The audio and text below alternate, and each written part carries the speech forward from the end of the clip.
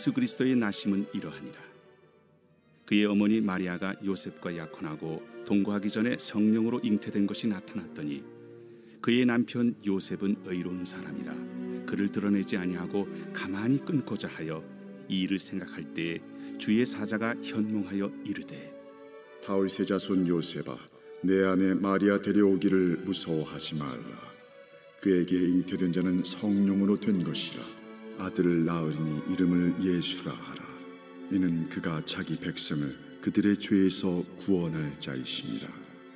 이 모든 일이 된 것은 주께서 선지자로 하신 말씀을 이루려 하심이니 이르시되 보라, 처녀가 잉태하여 아들을 낳을 것이요 그의 이름은 임마누엘이라 하리라.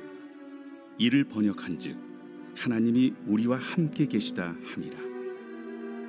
요셉이 잠에서 깨어 일어나 주의 사자의 분부대로 행하여 그의 아내를 데려왔으나 아들을 낳기까지 동침하지 아니하더니 나음에 이름을 예수라 하니라. 할렐루야. 12월 24일 임마누엘. 기독교 역사에서 예수 그리스도의 오심보다 중요한 일이 있을까요? 오늘 본문은 그의 나심 이야기를 구체적으로 소개합니다. 누가는 그분의 오심이 우리에게 평안을 가져다 준다고 했는데 오늘 본문에서 예수의 아버지 요셉을 보면 평안보다는 불편함이 가득한 듯합니다. 예수의 탄생이 결코 평범하지 않았기 때문입니다. 당시 문화로나 율법으로나 결혼식을 치르지 않은 처녀의 임신은 도저히 용납할 수 없는 일이었습니다. 요셉이 받은 충격은 이루 말로 할 수 없었을 것입니다.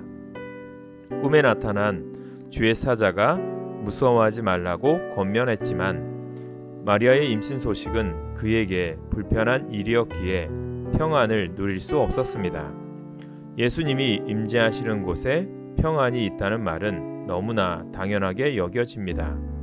그러나 예수님이 오신다고 해서 삶에 아무런 문제도 생기지 않는다는 말은 아닙니다.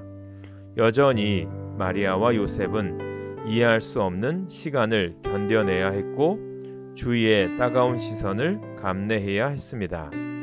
이처럼 하나님의 일하심은 우리의 생각과 다른 경우가 많아서 우리는 곤욕스러움을 경험합니다. 의로운 사람이라 불린 요셉 또한 하나님의 뜻을 이해하지 못해 마리아와의 관계를 가만히 끊고자 했습니다. 그런데 놀랍게도 사자의 말을 다 들은 그는 주의 말씀을 믿고 마리아를 집으로 데려옵니다. 말씀에 순종한 요셉은 자신의 이해와 납득을 넘어 순종할 때 주시는 하나님의 평안 속에서 아들을 낳기까지 동침하지 않았습니다. 이후 이 땅에 구주로 오신 아기 예수를 돌보며 양육하는 은혜를 누렸습니다. 분명 예수님을 만났는데 왜 삶은 이리도 어렵고 막막한지 답답할 때가 있습니다. 하나님의 은혜와 능력이 부족해서 그런 것이 아닙니다. 말씀에 순종하며 한 걸음을 내딛지 못한 우리의 두려움 때문입니다. 우리에게 찾아온 임마누엘의 역사, 예수님의 임재는 모든 상황에서 평안을 누리게 합니다. 때로는 상황을 바꾸기도 하시고 그 상황을 지나야만 누릴 수 있는 은혜를 주시기도 합니다.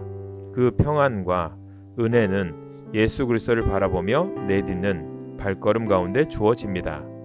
예수의 오심이 주는 기쁨과 감격을 매일의 삶에서 누리시기를 소망합니다. 오늘의 기도 제목입니다.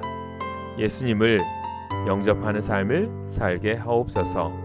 성탄의 기쁨을 온 누리에 전파하는 주의를 경험하게 하옵소서. 우리 교회 주님의 동역자와 일꾼이 넘치게 하옵소서. 교회의 부흥과 거룩함을 지키는 참된 크리스천이 되게 하소서. 기도하겠습니다. 우리를 위해 독생자를 보내주신 하나님, 말씀을 들음에도 두렵고 불안한 삶에서 벗어나지 못하는 우리에게 그 너머의 삶을 보여주심에 감사합니다. 예수 그리스도의 오심이 주는 참된 평안과 기쁨을 감격하며 누리는 오늘을 살게 하옵소서.